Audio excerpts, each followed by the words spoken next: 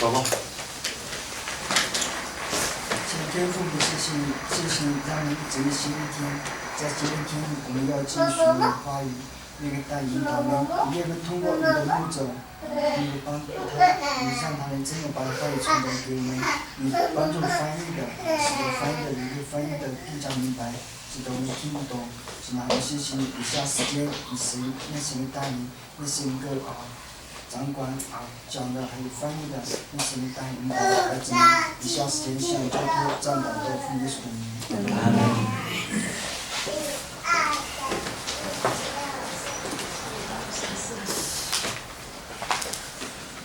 자, 오늘은 엘리야에 대한 이야기를 하려고 합니다.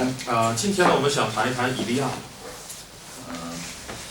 어제도 엘리야에 대한 이야기를 잠깐 했었네요. 昨天呢，我们也谈了一些。 예수님께서 변화산에 올라갔을 때 나타난 두 사람이 있었습니다. 我们知道耶稣上到变化山上的时候，有2个人显现， 누구였죠? 都是谁呀？ 모세와 엘리야입니다. 是摩西和以利亚。 그러니까 모세는 이해할 수가 있습니다. 율법을 받은 율법의 대표자이기 때문이죠. 对摩西呢，我们比较了解，因为他是领受了律法的律法的代表者。 근데 엘리야가 왜 엘리야가 나타났나요? 那么当时以利亚为什么出现呢？ 성경에서 40일 동안 금식한 사람이 3명 나오는데요. 圣经中出现了3个40天祷告的人，40天禁食祷告的 누구 이제 아시겠어요? 都是谁呀？ 예수 3명입니다. 他们3个。 그러니까 지금 변화산에서 나타난 그 대화하시는 그 3분이 다 40일 동안 금식한 대표적인 분들이시네요. 所以在变化山上出现的这3位呢，都是40天禁食祷告的代表人物。 요즘에도 40일 금식하겠다고 하시는 분들이 계시는데 如今呢，也有许多人都要做这个40天的禁食祷告。 그 세 사람의 대화 속에 끼고 싶은가 봐요. 看来是想参与到他们3个人的对话当中去。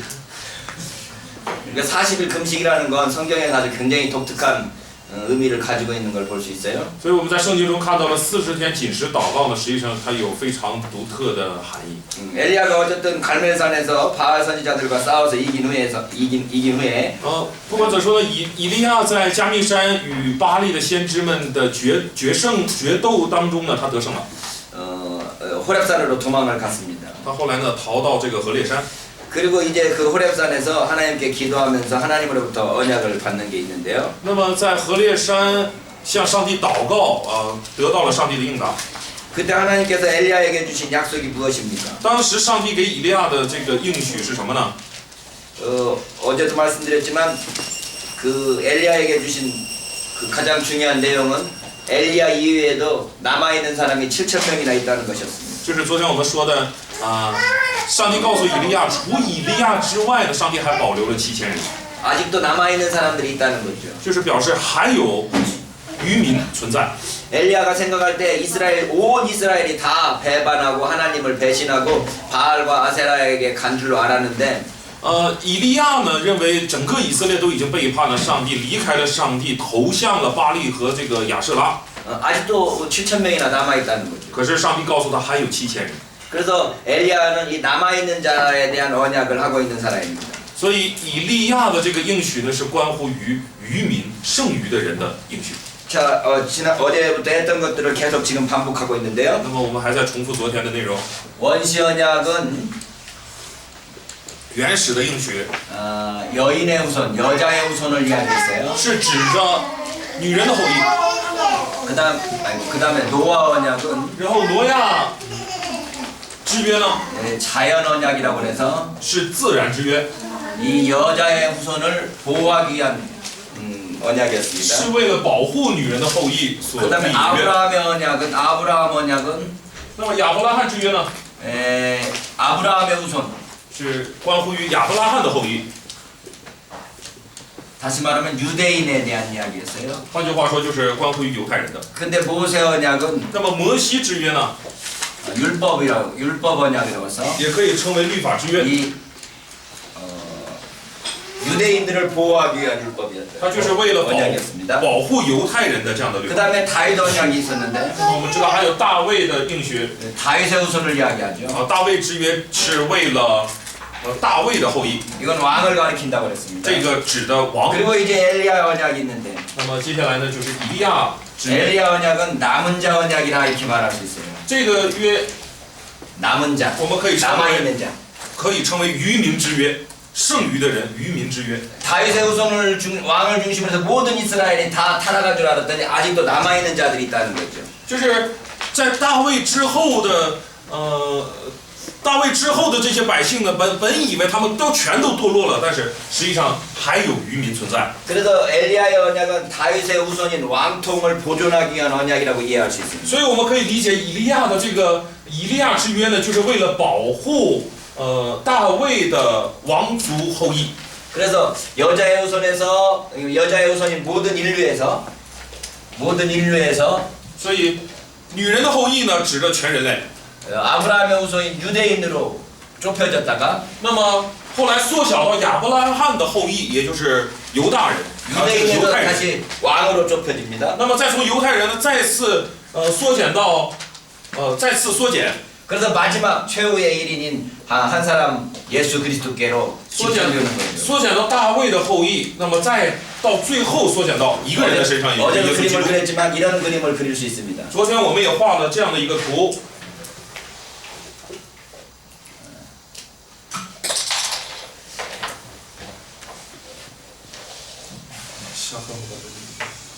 모든 인류에서 从全人类 유대인으로 좁혀지고 缩减到犹太人， 그 다음에 유대인이 왕으로 좁혀지더니 然后缩减到犹太人的王， 예수 그리스도 한 분에게 집중됐습니다. 然后最后集中在耶稣基督一个人的身上。 예수님이 다시 12제자 뽑으시고 然后耶稣呢再次拣选12个门徒， 70명 제자를 보내시고 然后差遣了70个门徒。 120명 문도에게 오순절 성령 강림하시더니 五旬节那天120人受了圣灵， 3천에서 5천 명의 하루에 회개하는 사람들이 然后 나타나서 一天出现了3000到5000人的悔改。 주님께서 말씀하시기를 땅끝까지 가라 이렇게 말하고 있죠. 然后主说要传到地极。 그러니까 신구약 성경의 전체 그 역사는 이런 가위표로 그림을 그릴 수 있습니다. 所以我们可以用这样的一个图表来代表整个新旧约的历史， 인류에게서 유대인에게로 也就是从全人类到犹太人， 유대인에게서 왕으로 到犹太人的王， 왕에서 예수 그리스도에게 从王到耶稣基督。 그리고 그 예수 그리스도를 통해서 이제 세계 만방으로 땅끝까지 가는데 이런 순서들을 밟고 있는 걸 볼 수 있습니다. 再从耶稣基督走向地极，走向万邦，哎，就通过了这样的一个顺序。 그러니까 우리가 성경 전체를 이해하는 데 있어서 이 그림을 이해하면 우리가 성경의 이야기가 어떻게 진행되고 있는지를 볼 수 있는 거죠. 所以这个图呢，可以帮助我们来理解圣经是怎样的一个进行的顺序。 네, 그래서 이 모든 언약의 마지막 최종 영점이 어딘가 하면 새 언약이라고 말할 수 있습니다. 那么这一切的约呢，到最后， 마지막 완성은 새 언약이라는 거죠. 它最后的完成就是新约，新的约定。 네, 새 언약에 대한 대표적인 그 구약 성경이 예레미야 31장 31절입니다. 关乎于新约呢，最有代表性的就是耶利米书31章的31节啊。 예, 신약 성경에서 구약 성경을 많이 인용하는데 新约圣经呢，多引用了旧约圣经。 가장 길게 인용한 성경 구절이 어딘지 아십니까? 最常引用的经文是哪一个呢？ 히브리서 8장에 나와 있는데요. 在希伯来书的8章， 히브리서 8장 8절로 12절에 보면 8节到11节呢， 구약 성경을 이렇게 길게 인용하고 있습니다. 8절, 9절, 10절, 11절, 12절까지 구약 성경을 이렇게 길게 인용하고 있습니다. 他这样很长一段的引用了旧约圣经。 신약 성경에서 가장 길게 인용하고 있는 구약 성경 구절이에요. 这就是在新约圣经中引用的最长的一段旧约圣经。 그 내용이 뭔가 하면 예레미야서 31장 31절입니다. 那么它的内容呢，就是关乎于耶利米书 예레미야 31장 31절로 가봅시다. 31章的31节，我们翻开耶利米书31章31节看一下。 네. 31장 31절에 보면 根据这个经文呢， 보라 날이 이르니 내가 이스라엘 집과 유다 집에 새 언약을 맺으리라고 말씀합니다. 这里31节，耶和华说：“日子将到，我要与以色列家和犹大家另立新约。” 네. 그러면 새 언약과 반대되는 개념은 무엇이겠어요? 那么与新约，成为相反的概念的话是什么？ 옛 언약이겠죠? 也就是旧约了。 그 옛 언약과 새 언약의 차이를 좀 생각해 봅시다. 那我们来思想一下旧约和新约之间的差别。 32절에 보면 看32节， 이 언약은 내가 그들의 조상들의 손을 잡고 애굽 땅에서 인도하여 내던 날에 맺은 것과 같지 아니할 것은 이렇게 되어 있습니다. 这边说不像我拉着他们祖宗的手领他们出埃及地的时候与他们所立的约。 옛 언약을 언제 맺었다고요? 这表示旧约是什么时候立的？ 조상들을 애굽 땅에서 인도하여 내던 날. 就是将他们领出埃及地的时候， 그러면 출애굽할 때 옛 언약을 맺었다는 거네요. 也就是出埃及的时候立了旧约。 우리가 지금 원시 언약부터 엘리야 언약까지 쫙 봤는데 이게 다 옛 언약인데 我们知道，从原始之约一直到以利亚之约，这个部分都是旧约。 그 모든 언약의 대표로 이 모세 언약, 출애굽 때 맺었던 그 언약을 옛 언약이라고 말하고 있는 那 거죠. 么在这一切的旧约当中呢，以摩西之约为代表，称为旧约。 그리고 우리가 지금 맨 첫째 시간에 이 율법과 복음에 대한 이야기를 하면서 第一节课的时候，我们谈到了律法和福音之间的关系。 구약성경 전체를 율법이라고 그러고 我们说了，整个旧约呢都称为律法， 신약성경 전체를 복음이라고 그러는 것을 생각해 봤는데 整个新约圣经呢我们可以称为福音。 그러니까 옛 언약은 율법이고 那么旧约呢是律法， 새 언약은 복음이 되는 那 거죠. 么新约呢就是福音了。 그러니까 옛 언약의 율법은 이렇게 출애굽할 때 맺어졌는데 那么旧约的律法呢是在这个出埃及的时候立的。 그 옛 언약의 특징이 무엇입니까? 旧约的特征是什么？ 거기 보면은 내가 그들의 남편이 되었어도 그들이 내 언약을 깨뜨렸음이라라고 말합니다. 这里面上帝说：“我虽做他们的丈夫，他们却背了我的约。 언약이 깨뜨려질 수 있어요, 없어요? 约是可以，是可以违背的吗？ 네. 옛 언약은 깨뜨려질 수 있다는 거예요. 就是也就是表示旧约是可以，怎么说呢？可以， 깨뜨려진다는 말 쓰시면 돼요. 뭐 깨뜨려진다. 안 됐어요? 좀 들려요. 정말로 그렇게 하면 좀 들려요. 그들이 내 언약을 깨뜨렸습니다. 就是也就表示旧约是可以背的，可以违背的。 그런데 새 언약은 어떤 특징을 가지고 있습니까? 那么新约有什么样的特征呢？ 33절에 보면 33节， 그러나 그날 후에 내가 이스라엘 주가 맺을 언약은 이러하니 那些日子以后，我与以色列家所立的约乃是这样。 새 언약의 특징이 열거되고 있네요. 就是要陈列这个新约的特征。 내가 나의 법을 그들의 속에 두며 그들의 마음에 기록하여 我要将我的律法放在他们里面，写在他们心上。 어디에다 기록한다고요? 要写在哪里？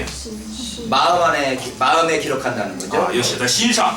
율법은 어디에 기록해놨었죠? 律法我们知道写在哪里？ 돌비에 기록했다고 돼요.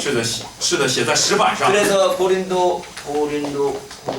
고린도후서에 보면 在哥林多后书呢， 율법은 돌비에 새겼지만 说律法虽写在石板上 복음은 呢， 우리의 신비에 새겨져 있다 이런 말씀이 있죠.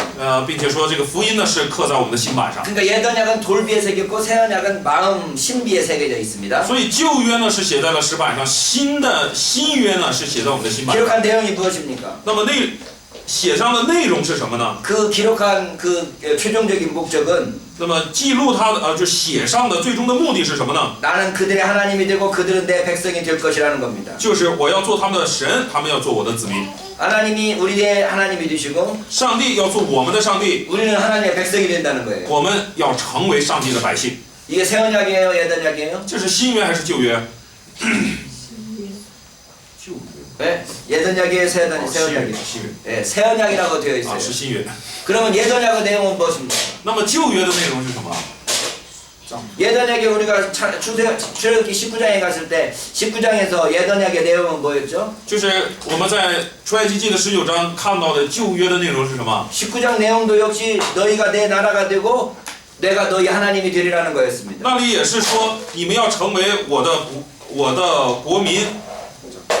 19장 5절에 보면 세계가 다 내게 속하였느니 너희가 내 말을 지키고 내 언약을 지키면 너희는 모든 민족 중에서 내 소유가 되고 내가 내게 대해서 제사장 나라가 되며 거룩한 백성이 되리라 라고 말씀하고 있어요. 19章5到6节说：“如今你们若实在听从我的话，遵守我的约，就要在万民中做属我的子民，这权利都是我的。你们要归我做祭司的国度，为圣洁的国民。”这些话你要告诉以色列。 그러니까 옛 언약도 하나님이 우리의 하나님이 되고 우리가 그 하나님의 백성이 되겠다는 이야기인데 所以旧约的内容实际上也是表示我们要作为上帝的百姓，上帝要成为我们的神。 새 언약의 내용 역시 나는 그들의 하나님이 되고 그들은 내 백성이 될 것이라는 겁니다. 而新约的内容也是我要做他们的神，他们要做我的子民。 새 언약이나 예언약이나 똑같이 약속하고 있는 거가 那么新约也好，旧约也好，同样的在应许。 내가 그들의 하나님이 되고 그들은 나의 백성이 되겠다는 겁니다. 那么内容就是上帝要做我们的上帝，我们要做 그럼 上帝的 다른 子 점이 民。 무엇입니까? 다른 점, 틀린 점이 무엇입니까? 那么它们不同的在哪里呢？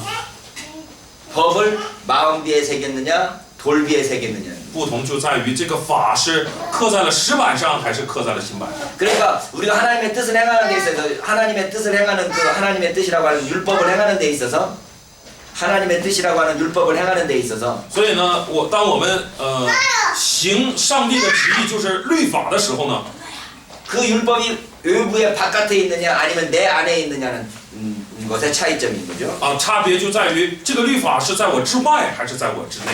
그러니까 하나님의 법이 바깥에 있느냐 如果上帝的法在外， 아니면 내 안에 있느냐는 거. 还是上帝的法在我之内。 그러니까 하나님의 뜻을 행하는 데 있어서 외부적인 강제에 의해서 하느냐 아니면 내가 내 안에서부터 자원적으로 자발적으로 하느냐 그 이야기인 거죠. 也就是表示遵行上帝的旨意是被迫的无奈下去做，还是从我的里面发出来的那种自愿。 율법은 바깥에서부터 우리를 억압하고 우리를 강제합니다. 律法呢是在我们之外，它压迫我们，逼我们。 그러나 복음은 우리 마음 가운데서 우리 스스로 할 수 있도록 우리를 자원하는 마음을 주시는 거예요. 可是福音呢，却是在我们的里面给我们这种生发这种自愿自发的这样的一个情绪。 율법은 그래서 바깥에서 우리를 다스려서 우리를 종으로 만들려고 그러는데 律法在我们之外呢，来治理我们，使我们做奴仆。 복음은 우리 속에서 우리 스스로 일하게 함으로써 우리를 주인으로 만듭니다. 而福音呢，在我们里面使我们自动的去工作，使我们自主。 여러분들이 하나님의 일을 하는 데 있어서 외부에 있어서 강제적으로 하느냐 하나님의 일을 하는 데 있어서 외부의 힘에 의해서 강제적으로 억지로 하느냐 那么大家做上帝的工作是因着外部的这个压力而被迫在做呢， 아니면 내 안에서 나오는 내부적인 힘에 의해서 자발적으로 하느냐에 의해서 还是因着里面所涌出来的这个自愿而自发的在做呢？ 복음의 사람인지 율법의 사람인지가 결정됩니다. 就决定了你是属律法的还是属福音的。 우리는 하나님의 법이 우리 안에 기록되어 있습니다. 那么上帝的法呢，记录在我们的心里。 그래서 34절을 읽어봅시다. 我们来读34节。 그들이 다시는 각기 이웃과 형제를 가리켜 이르기를 너는 여호와를 알라 하지 아니하리니 他们个人不再教导自己的邻舍和自己的弟兄，你该认识耶和华， 이는 작은 자부터 큰 자까지 다 나를 알기 때문이라. 因为他们从最小的到至大的都必认识我。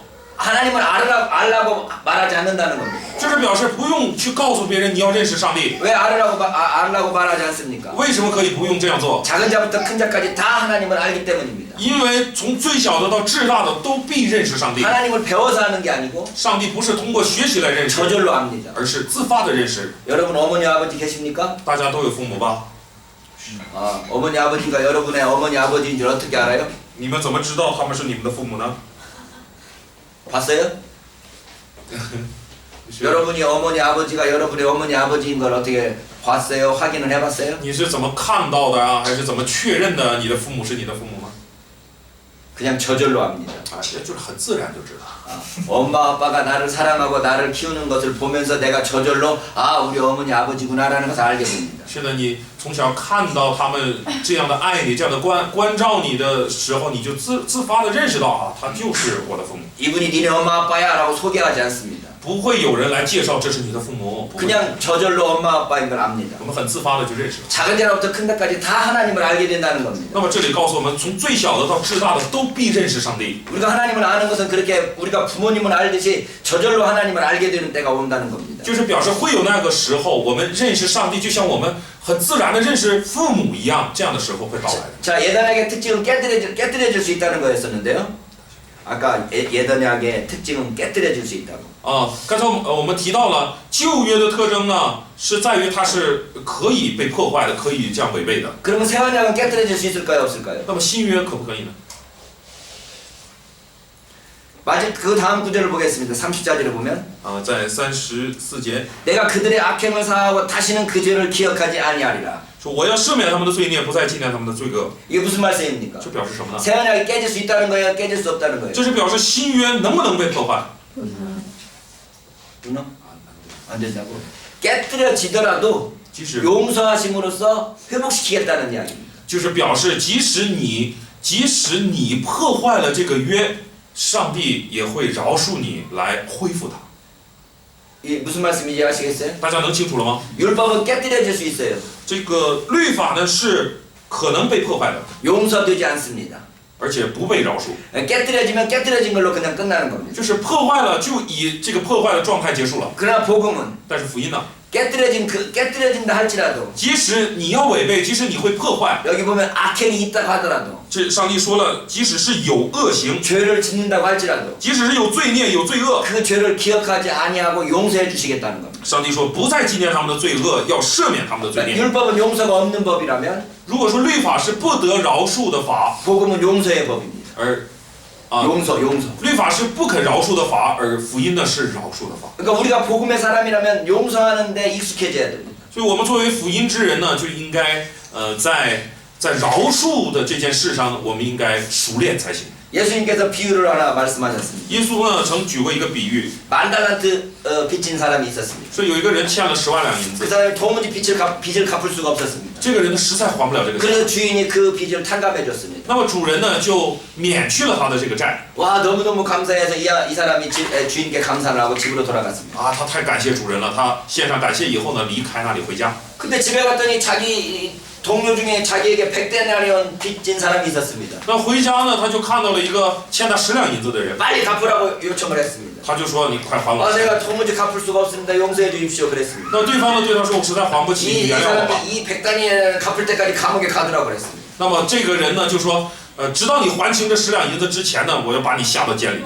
만달란트 탕감해준 주인이 그 소식을 들었습니다. 那么就是那个10万两银子的那个主人，就是那个主人呢听到了这个消息， 그래서 그 사람을 다시 불렀습니다. 再次叫来这个人， 내가 너를 만달란트를 탕감해줬는데 说我已经赦免了你10万两银子的债， 100데나리온을 탕감 못해주느냐. 而你却不能饶恕别人10两银 네 子。 빚을 다 갚을 때까지 감옥에 가 있어. 说你要被下在监里，直到你还清这个。 우리가 주님으로부터 만달란트를 용서받았으면 实际上，我们从主那里已经被赦免了这10万两银子。 우리 주위의 모든 사람이 우리에게 지은 모든 것들을 용서할 수 있습니다. 那么我们就应该能够饶恕周围的人，为我们所犯下的一切。 우리가 주님으로부터 빚진 것에 비하면 다른 사람이 우리에게 빚진 것은 아무것도 아니기 때문입니다. 与我们向主所欠的那个债来比的话，别人欠我们的什么有算？ 우리가 다른 사람을 용서하지 않으면 하나님도 우리를 용서하지 않으시겠다는 겁니다. 因为圣经告诉我们，如果我们不饶恕别人的过犯，上帝也不饶恕我们。 우리는 하나님께 항상 기도해야 되는 거죠. 所以我们要常常的向上帝祷告。 그래서 주님께 제자들이 어떻게 기도할까요? 라고 물었을 때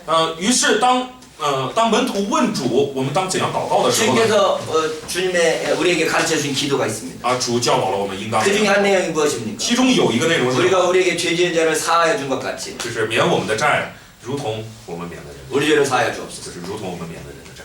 우리가 우리에게 죄 지은 자를 사하여 주는 것처럼 하나님께서 우리를 용서해 주신다는 겁니다. 就是上帝对我们的赦免，就如同我们免别人的债。 새 언약의 가장 중요한 특징 중에 하나가 용서해 주는 겁니다. 新约的一个最大的特征呢，就是饶恕。 그래서 예레미야 31장에 나와 있는 이 새 언약의 내용은 우리가 이 새 언약을 이해하는 데 있어서 굉장히 중요한 구절이라고 할 수 있습니다. 所以耶利米书31章的这一段内容呢，是对我们理解新约来说非常有帮助。 에스겔 역시 이 새 언약에 대한 중요한 구절을 담고 있습니다. 以西结书呢，也包含着理解新约的很重要的。 에스겔 36장입니다. 以西结书的36章。 36장 24절부터 읽겠습니다. 从24节开始， 내가 너희를 여러 나라 가운데서 인도하여 내고 여러 민족 가운데서 모아 데리고 고국 땅으로 들어가서 我必从各国收取你们，从列邦聚集你们，引导你们归回本地。 첫 번째 언약은 출애굽하는 거였습니다. 第一个应许呢是关乎于出埃及的， 옛 언약은 출애굽 때 맺어진 거죠. 因为我们知道旧约呢就是出埃及的时候所立的。 그래서 두 번째 언약은 이번에 포로로 잡혀갔던 백성들을 다시 끌어내오면서 맺어지는 언약입니다. 那么如今这个新约呢是将百姓从俘虏的那个状态下拯救出来，然后立的。 그러니까 출애굽했던 백성들에게 맺은 언약이 새 언약이고 옛 언약이고 所以出埃及的时候所立的呢是旧约， 포로 가운데 끌려갔던 사람들을 끌고 나와서 맺어지는 언약이 새 언약입니다. 被俘虏走的就是成为俘虏的那些人被拯救出来所立的约是新约。 그럼 그때 맺어지는 새 언약은 무엇입니까? 那么那时所立的新约是什么呢？ 25절에 보면 看25节， 맑은 물을 너희에게 뿌려서 너희로 정결하게 하되 我必用清水洒在你们身上，你们就洁净了。 곧 너희 모든 더러운 것에서와 모든 우상 숭배에서 너희를 정결하게 할 것이며 我要洁净你们，使你们脱离一切的污秽，弃掉一切的偶像。 첫 번째는 무엇인가 하면 물로 뿌려서 깨끗하게 하겠다는 겁니다. 第一个就是用水来洒，使他们洁净。 물로 뿌려서 깨끗하게 한다는 것이 여러분 무엇이 생각나십니까? 那么这个清水使人洒清水使人洁净，大家能想到什么呢？ 세례가 생각나십니까? 能想到洗礼吗？ 예, 세례를 가리킵니다. 是的，这指的就是洗 이 礼。 구절을 통해서 세례 요한이 세례를 베풀기 시작하지 않았느냐라는 생각을 하게 됩니다. 所以我们就想，是不是通过这个经文洗礼约翰开始施洗的？ 세례 요한이 세례를 주기 시작했을 때 当施洗约翰开始施洗的时候， 어떻게 그 세례를 주기 시작한 것이 어디에서부터 출발했는가에 대한 학자들의 의견이 있습니다. 学者们提出不同的学者们提出了建议意见呢，就是关乎于施洗约翰的这个施洗是因着什么，从哪里开始的？ 첫 번째가 유대인들이 출애굽에서 시내산에서 율법을 받기 전에 모든 백성들이 옷을 빠르면서 목욕했던 모습이 있습니다. 第一个观点呢，就是以色列百姓出了埃及以后，在西乃山领受律法之前呢，他们都一起就是怎么说呢？洗澡，然后洗衣服，有过那样的一个情况。 그 율법을 받기 전에 시내산에서 했던 그 목욕 의식이 세례의 기원이라고 말하기도 합니다. 所以有人主张说，在领受律法之前，在西乃山领受律法之前呢，他们一起沐浴更衣的这个状况，就是新约的洗礼。 두 번째는 유대인의 개종 세례가 있습니다. 那么第二个观点呢，就是犹太人的改宗洗礼啊。 예, 이방인들이 유대인들이 좋아서 유대인이 되려고 할 때 当外邦人喜欢喜欢做犹太人，想要成为犹太人的时候， 예, 목욕을 시키고서 유대인으로 받아들였습니다. 就是将他们为他们就是怎么说呢，洗了以后使他们成为犹太人。 유대인이라는 게 꼭 혈통으로만 이루어지는 게 아니라는 걸 알 수 있죠. 所以我们大家应该知道，犹太人并不是单指着血统来 내가 说， 율법을 지키고 하나님의 뜻대로 살겠습니다라고 서약하면서 세례받으면 유대인이 될 수 있었습니다. 就是立约发誓，就是我喜欢上帝的律法，要照着上帝的律法来活，这样立约以后受洗，然后就能成为犹太人， 그리고 남자들은 할례를 받아야 됐던 거죠. 并且男子要受割礼。 그래서 유대인의 개종 세례가 세례의 기원이라고 말하는 사람들이 있습니다. 所以有人主张说，犹太人的这种改宗洗礼，改宗之洗呢，就成为了后来的洗礼。 세 번째는 예수님 당시에 있었던 쿰난 공동체 세례가 세례의 기원이라고 말하는 사람들이 있습니다. 那么第三种观点呢，就是说，在耶稣那个时代有叫昆兰共同体的，他们有一种制度，就是洗的这样的一个制度，说洗礼是从那里来的。 쿰난 공동체를 아십니까? 大家清楚昆兰共同体吗？ 예수님 당시에 있었던 여러 가지 종파들이 있었는데요. 在耶稣当时呢，有各种各样的这个宗派 여러분들이 알고 있는 바리새파, 法利赛、 사두개파, 撒都该、 열심당, 热心党、 헤롯당, 呃 헤롯당, 시로. 西律党， 이렇게 네 개의 당파는 성경에 나와 있습니다. 圣经中出现这四个。 근데 성경에 나와 있지 않은 그 당시에 굉장히 중요한 당파 중에 하나가 에센파라고 있습니다. 에센파. 埃塞尼派啊，埃塞尼，모르겠습니다. 그 하나를 우리가 쿰난 공동체라고 해둡시다.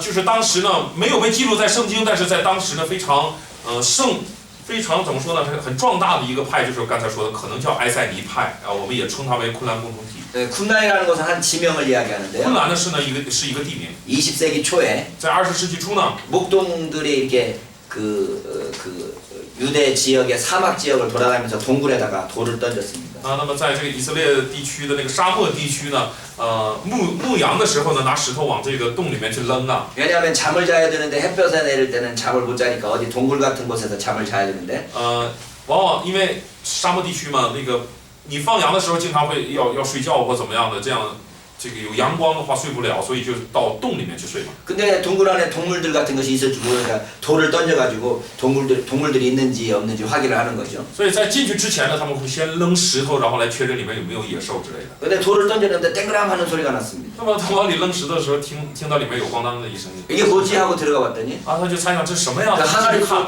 항아리 속에 수없이 많은 두루마리들이 발견됐어요. 就看到在那个缸里面呢有许多的这个书卷。 그 책들이 어느 때인가 성경가를 봤더니 那么就看了一下这些书， 바로 예수님 당시 때의 책이었습니다. 就是耶稣当时的耶稣那个时代的书。 이 책이 발견됨으로써 성경하고 관련된 시대의 책들이 발견된 거 아닙니까? 성경이 기록되던 때에 기록된 책들이 발견된 거예요. 发现了那个书有什么含义呢？就是那个书乃是圣经被记录的那个时代同时的那个书。 그걸 성경에 기록되어 있는 내용하고 그 책하고 비교해 보면 성경의 내용이 얼마나 정확하게 전달되어 있는지를 확인할 수 있었던 거예요. 所以当我们查看同一个时期出现的书的时候，我们就能够知道圣经到底记录的是否正确。 그걸 쿰란 공동체라고도 하고. 那里呢就被称为昆兰共同体。 그러니까 그 문서들을 만들어 가지고 거기다 감춰뒀던 그 사람들을 쿰란 공동체라고도 하고. 也就是说，就是什么抄写了这个书籍，然后留在那里的那个团体就称为昆兰共同体， 혹은 에스레파라고도 하고. 也称为埃塞尼帕。 그 모든 그 문서들을 사해사본이라고 합니다. 那么发现的那些书卷呢，就称为死海谱卷。 그 사해사본 그들의 공동체는 그 쿰란 공동체는 일반 사람들과 같이 살지를 않았어요. 那么这个昆兰共同体呢，他们没有就是